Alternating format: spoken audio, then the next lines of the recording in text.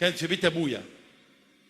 احنا نقوم الصبح، فماما بقى الله يرحمها تروح عامله ايه؟ عامله لنا كلنا في البيت يعني العيش شاي بلبن، العيش شاي. في الاول تعودنا على كده الصبح يعني.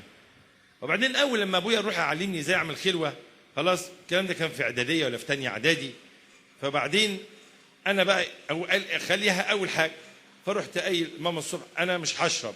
ليه مش هشرب دي؟ انا بقى يعني مش عايز اقول ان انا بعمل خلوه. كنت فاهم زمان يعني ان انا بخبي على بتوع البيت، ما اقولش ما تروح ما تقول انك بتصلي. ايه اللي جرى يعني؟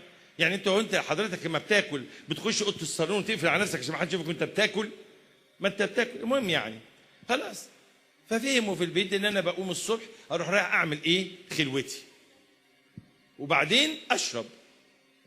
ولقيت فرق كبير قوي، مع اني بقول لكم سنين احنا متعودين على كده. حتى ايام واحنا اطفال كنا نروح المدرسه كانت تقوم الصبح تعمل كده، فبقت عاده جوانا. فانا ابويا قال لي لا ما تبقاش اسمها عاده، هتقدر. لقيتها فرقت قوي. وبعدين جاي شويه ايام كده انا فطرت روحيا قوي قوي وماليش مزاج اعمل خلوه بقى. قمت الصبح ماما ما عملتليش. ماما انت ما عملتيش ليه؟ قالت لي مش هتقوم تصلي؟ قلت لها لا لا لا لا اعملي لي بس. قالت لي لا قوم صلي مش هعمل لك. كان زي صوت ربنا.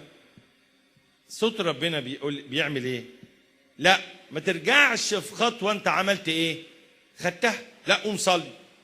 قلت لها انا بقول لك ما فيش، قوم صلي وبعدين بشرب. انتبهت قوي قوي. الحاجه اللي تاخدها ما ترجعش فيها.